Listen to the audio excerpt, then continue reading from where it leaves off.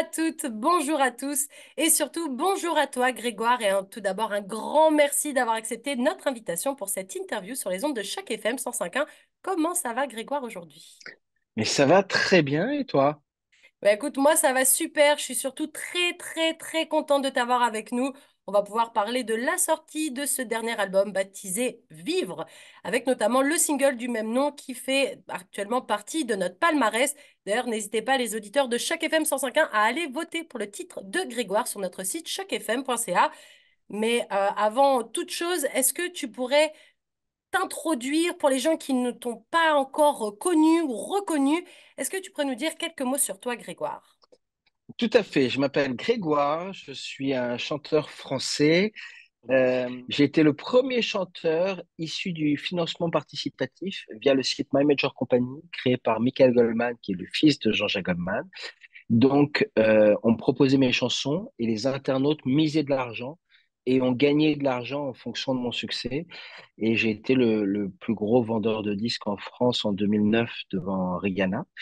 Et notamment grâce à ma chanson Toi plus moi, qui a, au Québec en tout cas, fait l'ouverture de la Star Academy et qui a été la chanson phare de cette émission. Donc, souvent, les gens connaissent plus ma chanson que moi au Canada. Mais, euh, mais donc voilà, et puis ensuite, j'ai fait plein d'albums en France, j'ai collaboré avec Jean-Jacques Goldman, j'ai mis en musique des poèmes de Sainte-Thérèse de Lisieux qui ont été interprétés par Natacha Saint-Pierre, j'ai travaillé sur une comédie musicale avec une équipe québécoise, notamment Serge Denoncourt à la mise en scène, une comédie sur Bernadette de Lourdes, et puis là, je sors un septième album qui s'appelle Vivre, et c'est vrai que c'est mon dernier album qui transmet le message que la vie est belle si on veut, malgré les épreuves, et qu'il faut aller jusqu'au bout de ses rêves, ne pas subir sa vie et profiter du moment présent. Voilà ma Justement, tu as dit présentation. septième album, mais en vrai, quand on compte, il y en a huit, parce qu'il y a un album live, enfin enregistré live au studio 17-19 qui est sorti, mais c'était plutôt des reprises de ton répertoire, en fait, hein, enregistré dans ce célèbre studio. Donc là, c'est vraiment, on va dire, le septième album, mais huit officiels si on regarde ta discographie. Qu'est-ce qui Tout t'a à fait. inspiré, du coup, pour écrire cet album? Parce que forcément, quand c'est le premier, et on en reparlera un petit peu plus après de ce financement via ma majeure compagnie, le premier album. Un premier album, on a toujours l'impression que c'est plus simple parce que c'est le moment où on se lance, on a millions de choses à raconter. Là, ça commence à faire un petit bout. 2008, la sortie de ce premier album, c'est déjà bien derrière. Là, entre-temps, tu as fait 10 000 choses. T'as même, t'es même passé devant Rihanna au niveau des ventes, donc monsieur est quelqu'un dans le milieu de la musique quand même. Qu'est-ce qui t'a inspiré pour écrire un septième album? Est-ce que tu avais encore de quoi puiser avec tes stylos et tes feuilles? Dans quelle matière grise t'es parti écrire tout ça? En fait, moi, j'ai fait mes premiers albums très rapidement, en 4-5 ans. Et puis après, j'en ai étalé certains. Et pendant très longtemps, ça fait 8 ans que j'ai pas fait de tournée parce que j'ai eu des enfants. Maintenant, mes enfants ont 11 et 9 ans. Et il y a 2 ans, pendant le confinement, j'ai commencé à écrire des chansons pour communiquer avec les gens, des chansons que j'écrivais spécialement sur YouTube, en fait. Et puis mon tourneur m'a appelé, il m'a dit, mais il faudrait peut-être refaire de la scène, là, le confinement se termine, il faut repartir, il faut que tu reviennes. Et je lui ai dit d'accord, mais dans ces cas-là, je vais parler de la vie. Parce que je vais parler du fait de vivre vraiment, parce que les gens, euh, entre guillemets, grâce au confinement, le point positif, c'est que les gens se sont rendus compte parfois que ils s'embêtaient, entre guillemets, dans leur boulot, ou sinon dans leur couple aussi parfois, ou sinon ils se disaient, tiens, j'habite pas au bon endroit, j'en ai marre de la ville, il faut que j'aille à la campagne ou inversement. Et donc, il y a des prises de conscience qui se sont faites, qui sont des prises de conscience qu'on peut avoir aussi quand on connaît certaines épreuves dans la vie et on se dit, qu'est-ce que je m'embête ici, pour parler poliment, et pourquoi je ne fais pas ce que j'ai envie de faire. Donc, à ce moment-là, j'ai compris ou j'ai senti que ce que j'avais envie de raconter correspondait à ce dont parlaient les gens de plus en plus. Et donc, j'ai écrit cet album et ce concert qui s'appelle Vivre, et c'est là qu'est venue mon inspiration. C'était aussi le message que je veux transmettre à mes enfants, vraiment que la vie est belle et que malgré les épreuves, il faut aller jusqu'au bout de ses rêves. Alors, tu parlais justement de la pandémie et des remises en question qui ont été pas mal, un sujet important en fait pour pas mal de gens, comme tu dis. Est-ce que j'habite au bon endroit? Est-ce que je fais vraiment ce que j'aime dans la vie? Est-ce que la personne qui m'accompagne au jour le jour, est-ce qu'elle est vraiment la personne qu'il me faut et avec qui je me vois vieillir? C'était quoi tes interrogations à toi spécifiquement pendant cette pandémie? Parce qu'on sait que pour les artistes, ça a été dur. On vous a dit pas forcément essentiel. On a arrêté tous vos concerts. Il n'y avait plus d'artistes. Pour les gens qui vivent comme nous, une radio, on a besoin de musique, on a besoin d'artistes, on a besoin de la culture de manière générale pour justement égayer un quotidien qui n'est pas forcément foufou. Quelles ont été, toi, Grégoire, tes remises en question, entre guillemets, pendant cette pandémie? Mes remises en question, elles étaient plutôt sur comment tourne le monde. C'est-à-dire que je me suis rendu compte qu'en fait, bon, bah, tout le monde était un peu perdu, que ce soit à notre niveau ou à n'importe quel niveau, en fait, parce que chacun prenait des décisions différentes. Et je me suis dit, bon, alors je vais essayer de me concentrer sur ma famille. Moi, en revanche, en tant qu'artiste, j'étais déjà un peu en retrait puisque je m'occupais de mes enfants. Donc, je faisais déjà des projets qui me permettaient de rester à la maison mais comme une comédie musicale et autres. Et donc, c'est pas moi qui défendais ça sur scène. Et, euh, et là, à ce moment-là, j'ai aussi beaucoup pris conscience de l'importance. euh, alors, j'en avais conscience avant, mais pas à ce point-là. C'est-à-dire l'importance des profs, l'importance des hospitaliers, l'importance des forces publiques, des pompiers, de tous ces gens-là, et de se dire, ben voilà, si tout le monde s'arrête, puisque nous, on devenait prof à la maison, en fait, de comprendre à quel point déjà c'est un métier incroyable et dur à assumer. Il faut vraiment avoir beaucoup de pédagogie. Et puis tous les autres métiers, on s'est dit, OK, si eux s'arrêtent, en fait, on est complètement démunis, quoi. Nous, on ne sait pas faire grand-chose dans l'idée. Et, euh, et ensuite, moi, ça m'a permis, comme j'étais un peu en retrait, en fait, ça m'a permis de renouer avec mon public en revenant sur YouTube et ça m'a remis vers cette dynamique de me dire, tiens, après, je vais revenir. Je vais y retourner et je vais aller revoir les gens parce que j'ai pris conscience à quel point les gens manquaient et ce qui m'a fait le... Pendant la pandémie, en fait, on voyait beaucoup plus les gens en FaceTime, on s'appelait beaucoup plus que lorsqu'on avait cette possibilité de se voir. Donc, de voir plus les gens après, de revoir plus les amis, plus la famille, c'est vraiment ça qui m'a marqué pendant cette pandémie, c'est de me dire on passe à côté de pas mal de choses et il nous faut quand même ça pour prendre conscience que qu'il faut appeler les gens, qu'il faut les voir, qu'il y a plein de gens, on se dit tiens, c'est mon ami, mais ça fait 6 mois qu'on l'a pas eu ou qu'on l'a pas vu. Et est-ce que justement le fait d'avoir pris du temps pour ta famille, puis il y a cette pandémie qui arrive, donc le fait d'avoir pris un certain recul, t'as pas eu une certaine appréhension quand c'était le moment de revenir un petit peu et de redonner entre guillemets du contenu, comme on dit, pour ton public? Toujours un peu d'appréhension, mais après, j'essaie surtout de... Déjà, mon public, quand je suis en direct avec lui, j'ai... moi, je marche beaucoup à la sincérité et d'essayer d'employer des mots, entre guillemets, cash, simples, directs, parce que j'ai pas envie qu'on... J'ai envie qu'on comprenne vraiment ce que je raconte. Et j'ai envie de mettre le doigt aussi sur certains sujets que d'autres personnes abordent de manière un peu ésotérique, j'ai envie de dire.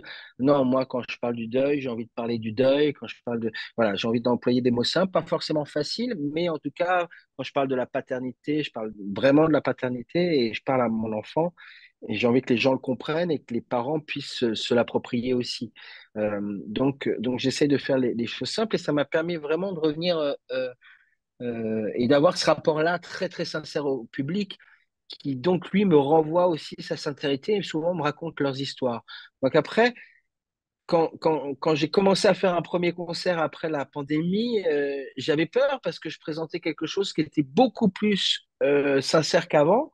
Alors avant, j'étais sincère, mais je me livrais pas autant. Et là, maintenant que je suis père, maintenant que j'ai envie de livrer un message, je voulais absolument pas que mes enfants se disent, mais le mec qu'on voit sur scène, en fait, c'est pas notre papa. Il dit pas, il fait pas la même chose. Et donc, il fallait que je sois vraiment authentique.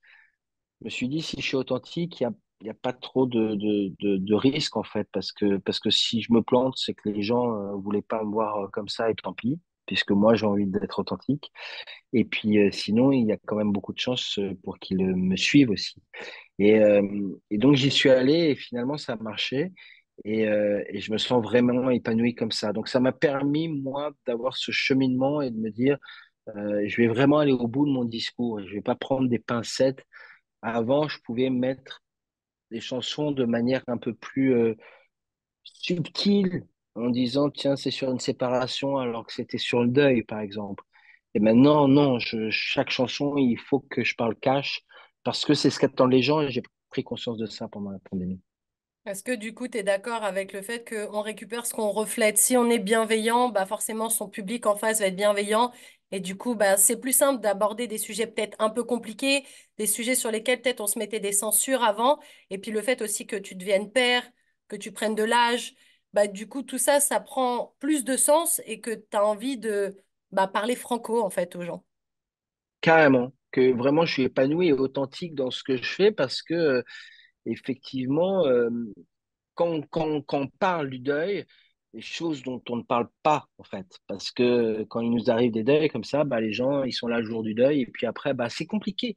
C'est compliqué pour quelqu'un qui n'a perdu personne d'aller voir quelqu'un qui est en deuil et de lui dire comment ça va, c'est pas trop dur, etc. Il faut avoir quand même beaucoup de courage pour faire ça, et c'est dur. Et moi qui ai connu des deuils, je le comprends.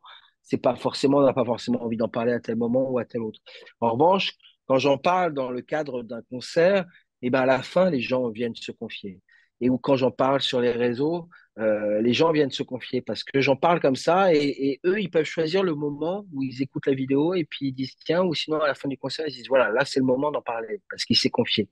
Donc ça donne effectivement, on est le miroir de les gens se lâchent en fait, et parfois il y en a qui me confient des secrets qu'ils ne disent pas à leurs proches, et je pense que ça fait partie en fait de la fonction que j'ai envie aussi de remplir, c'est-à-dire que moi j'ai envie de transmettre un message, et ça fait partie du jeu en fait que les gens se servent de moi à un moment, ou en tout cas de mes chansons pour, euh, pour peut-être parfois un peu aller mieux, ou en tout cas se faire accompagner, ou en tout cas se dire, tiens, il a raison, il faut peut-être que j'appelle un ami, tiens, il faut peut-être que je fasse ci, que je fasse ça, je ne sais pas ce que ça peut, mais ça peut aider un tout petit peu, en tout cas, c'est déjà ça.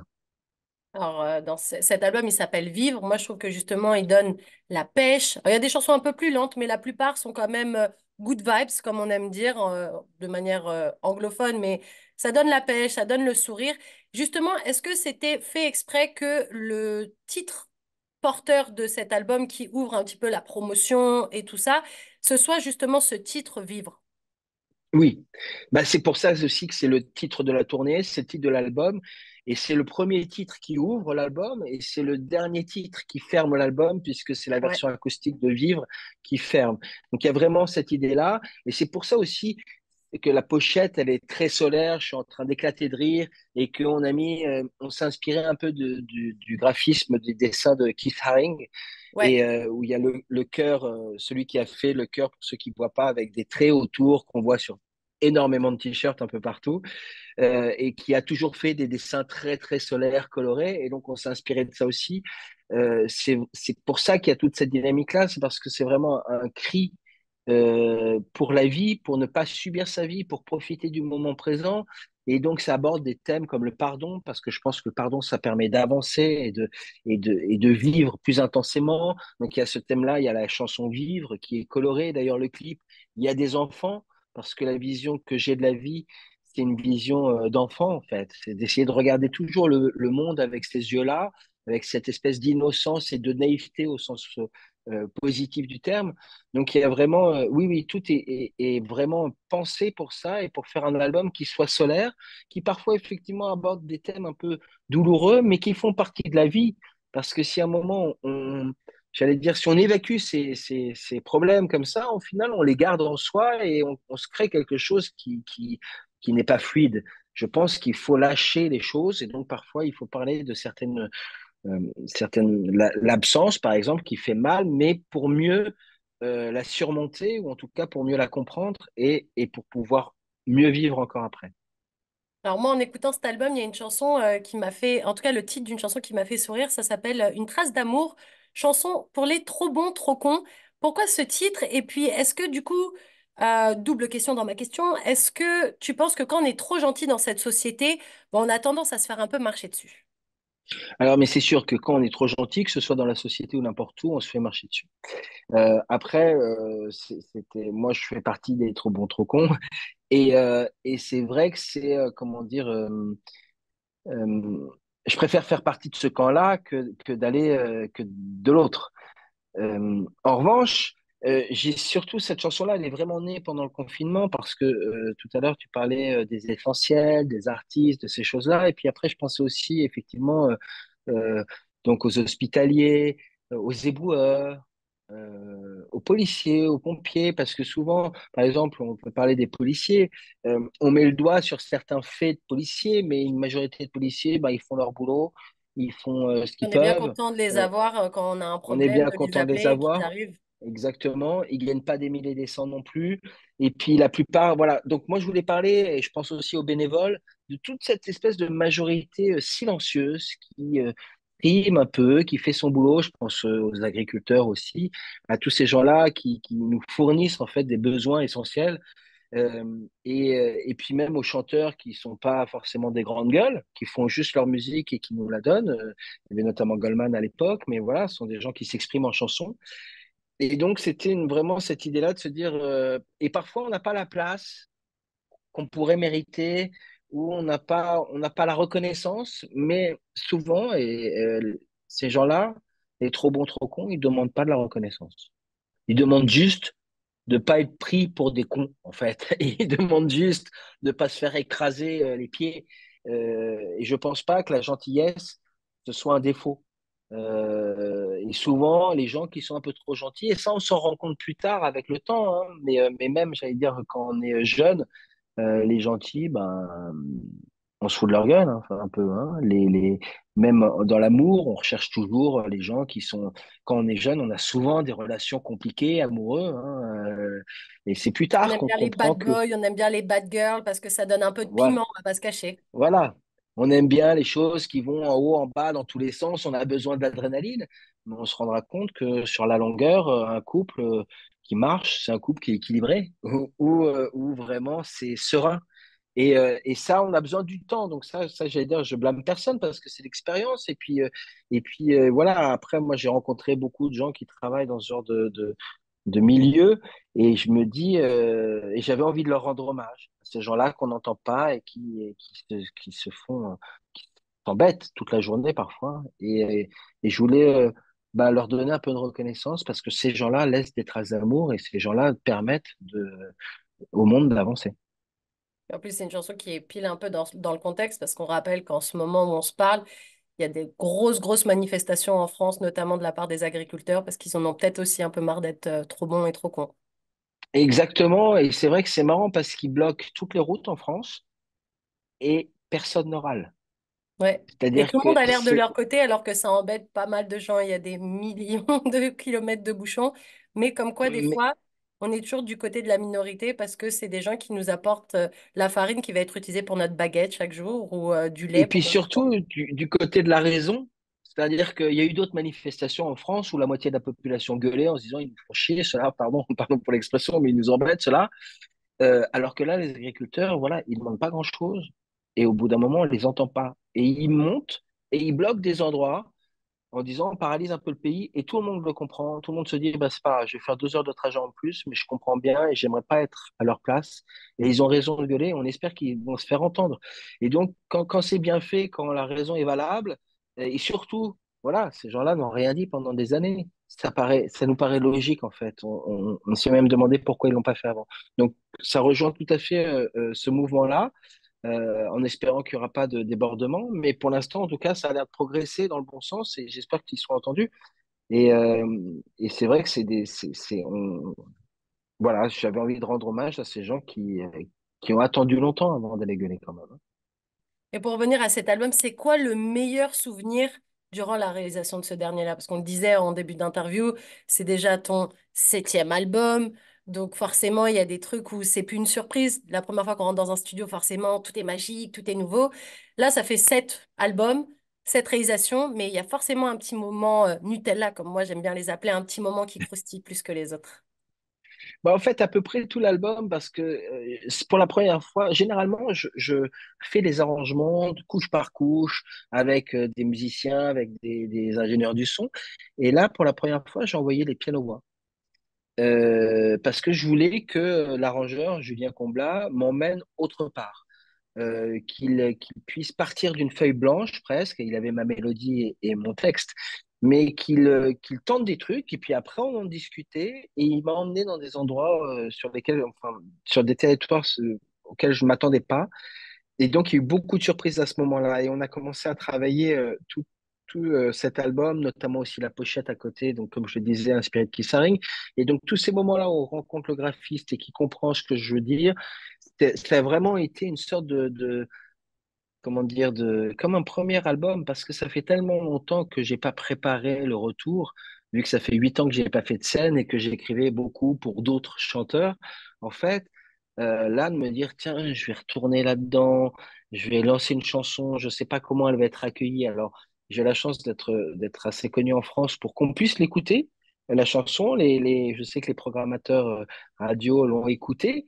Après, c'est pas forcément gagné qu'il la passe aussi. Donc, tous ces moments-là, et je pense aussi beaucoup au clip, parce que c'est quand même l'aboutissement, une fois qu'on a les chansons, de commencer à faire un clip et de mettre en image et de l'offrir aux gens. Ça, c'est tous ces moments-là, en fait, j'avais l'impression de recommencer au début. Mais justement, en parlant de début, donc pour rappel, toi, c'est en 2007 que tu as été le premier artiste produit par le public français. Donc, je rappelle, c'est via le site My Major Company. Tu en parlais un petit peu en début de cette interview. Est-ce que du coup, tu as toujours l'impression d'être redevable, entre guillemets, au public et au public français, entre guillemets, parce que c'est grâce à eux, et je mets des gros guillemets pour ceux qui voient la vidéo, mais pour ceux qui écoutent ça à la radio, je gestualise le guillemet. Est-ce que tu as l'impression voilà, d'être redevable, encore malgré le temps qui est passé et des succès qui te sont propres après, mais est-ce que justement ce coup de pouce pour rentrer dans l'industrie avec les grosses lettres et toutes les lumières qui ont été mises sur toi à ce moment-là, est-ce que tu as toujours cette impression-là ou pas? Oui, mais de toute façon, je pense qu'un artiste se doit d'être redevable de son public, parce que de toute façon, s'il y a personne dans la salle, si personne n'achète des disques, on n'est pas grand-chose. Donc après, moi, mon histoire fait que c'est le public qui m'a financé le premier album et qui m'a propulsé au devant de la scène. Euh, et j'allais dire, c'est quelque chose qui me permet de ne pas oublier, peut-être. Euh, De mais je garder les pieds pense sur terre, que quoi. oui, et puis j'aime cette proximité, ce côté un peu internet. Parfois, j'en joue. Je me dis, tiens, et puis c'est un lien qu'on a avec le public, puisque eux, souvent, ils se souviennent de ça. Ils me disent, tiens, mais ils ont l'impression que c'est un peu le rêve à l'américaine, que parfois, quand on connaît pas vraiment le principe du site My Major Company, on a cru que moi, j'avais posté une vidéo sur Internet et puis que j'avais explosé, alors que c'est pas vraiment ça qui s'est passé.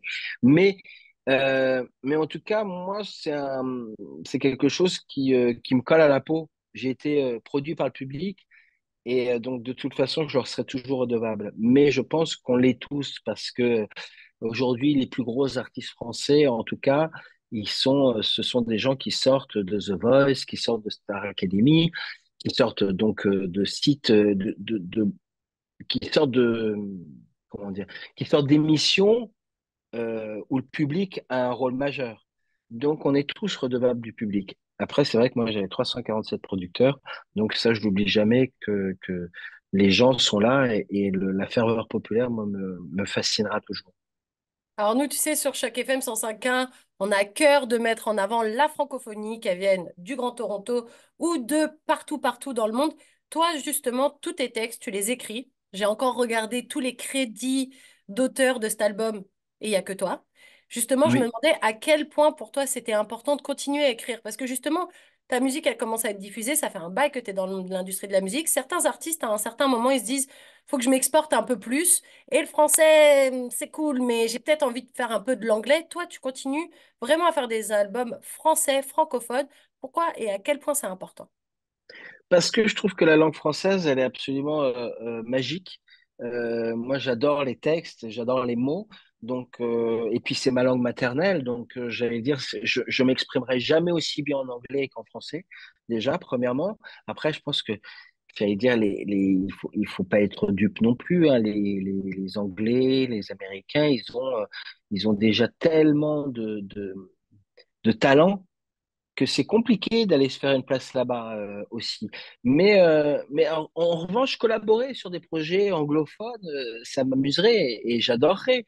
Mais non, je trouve que la langue française, elle est super et j'ai vraiment envie de continuer à m'exprimer là-dedans. Et je pense qu'il y a plein de choses à faire. D'ailleurs, moi, je le vois, j'écoutais les Cowboys Fringants, j'écoutais j'aime Richard Desjardins, Pierre Lapointe, notamment au Québec, parce que je parle d'eux, parce que je pense à la maîtrise aussi qu'ils ont de la langue, en fait. Il y a tellement de choses à faire. Euh, c'est inépuisable. Et je pense que c'est une sorte, j'ai envie de dire, c'est quand même une sorte de facilité d'écrire en anglais. Mais on peut s'exporter. Il y a Zaz qui s'est pas mal exporté, notamment en français. Il y a eu à l'époque Edith Piaf, il y a eu Charles Aznavour. Je crois que au Québec, il y a eu beaucoup Francis Cabrel. Enfin, il y a pas mal de gens comme ça. C'est pas forcément. Il y a des phrases en français comme Voulez-vous coucher avec moi ce soir qu'on fait le tour du monde hein, dans des chansons américaines. Il y a des mots, il y a des trucs à trouver. Donc après, en revanche, faire un duo français-anglais avec quelqu'un, ça pourrait être super. Et je pense que ce serait plus la, cette dynamique-là que je choisirais pour m'exporter. Et avant de se quitter, Grégoire, tu sais que nous, chez Choc FM 105 ans, on est des petits curieux. Alors forcément, nouvel album, concert, on se demande si tout est déjà bien programmé. Et forcément, est-ce que tu as des dates un petit peu à l'international? Parce que nous, on est des curieux et on aime toujours voir des stars comme toi ici à Toronto. Alors pour l'instant, on a fait ce qu'on appelle une pré-tournée en France avant l'été où on a 10 dates. Vraiment une toute petite tournée parce qu'on va reprogrammer à la fin de l'année. Alors, je vais être très honnête, pour l'instant, je ne sais pas du tout si on va réussir à arriver au Canada, mais moi, j'en rêve. J'en rêve et c'est d'ailleurs pour ça, parce que sur les albums précédents, j'étais passé un peu à Québec et d'ailleurs sur le premier album, mais c'est vrai que c'est toujours un... J'ai beaucoup travaillé avec des Québécois, j'ai beaucoup travaillé avec des Canadiens. J'ai vraiment un coup de cœur pour ce pays depuis que je suis tout petit. Mes parents ont vécu là-bas avant que je naisse d'ailleurs.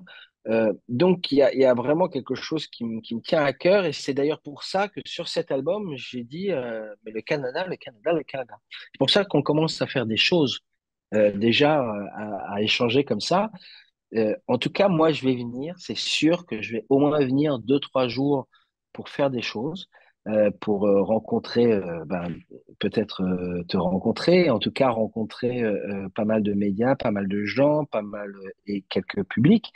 Et après, j'espère effectivement, on va contacter des gens qui organisent des concerts là-bas. Moi, c'est mon rêve. Donc, peut-être fin d'année, peut-être début d'année prochaine. En tout cas, d'ici là, je serai déjà venu, moi, chair en os. En tourisme. Mais voilà, non, non, non, vraiment pour faire le métier, peut-être un showcase même. Ça, déjà, ce serait Ah! ça.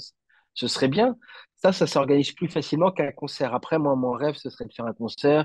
Je cache pas du tout qu'il y a les Francophonies de Montréal aussi, par exemple. Ça, j'en rêve. Donc, avis à ceux qui peuvent savoir. Venir à Toronto, il y a Stromae avait fait, alors il est belge, il est fort là-dessus, faut pas Les le croire, Belges, mais les mais francophones, j'y étais à son concert, c'était blindé sur les trois dates. Parce que alors, on a tendance à toujours penser francophonie, Canada, Montréal. Il y a des francophones partout, tu ouvres une porte, on est 10 000 derrière. Même dans des villes comme Toronto, où on se dit, bon, c'est anglophone, il y a toujours des millions de francophones. tout à fait, et puis il a fait plein de salles, enfin, il a fait des grosses, mais même les petites. Il avait fait, j'ai vu à Seattle, ouais, des choses comme ça. Il a fait des petits endroits, des petits cafés, des petits. Ça aussi, j'adorerais. Donc après, ça se réfléchit, mais en tout cas, pour l'instant, c'est pas encore tout déterminé, mais moi, j'en rêve. Et avant vraiment de se quitter, comment on te retrouve? C'est quoi tes réseaux sociaux? Comment on voit tes clips? Dis-nous en plus, parce que là, forcément, tu as mis l'eau à la bouche à tous les auditeurs. Et ben alors moi déjà je suis sur toutes les plateformes, vous pouvez me trouver, c'est simple, c'est Grégoire. Ensuite Instagram c'est Grégoire Off, O2F comme officiel. YouTube c'est Grégoire officiel, youtube.com slash Grégoire officiel. Facebook c'est pareil et Twitter et en fait Twitter et Instagram c'est Grégoire Off et c'est la même chose sur TikTok aussi. Donc vous allez me trouver rapidement. De toute façon les faux profils ils ont 3 photos, ça sert à rien. Les miennes vous voyez c'est officiel. Il y a plusieurs personnes qui me suivent. Il y a mes clips sur YouTube, c'est assez simple. Vous tapez Vive Grégoire, vous allez tomber dessus directement. Eh ben, écoute, un grand merci à toi, Grégoire, pour cette super interview. C'était Merci vraiment un Nathalie. plaisir de t'avoir. Je rappelle au passage que ton album baptisé Vivre est sorti le 26 janvier dernier et que d'ailleurs, nous, on passe le titre Vivre et qu'il est toujours en palmarès. Donc, n'hésitez pas à vous rendre sur le site chocfm.ca pour aller voter. D'ailleurs, on va tout de suite écouter ce morceau sur les ondes. Encore un très grand merci et à très bientôt. Merci à tous, merci Nathalie.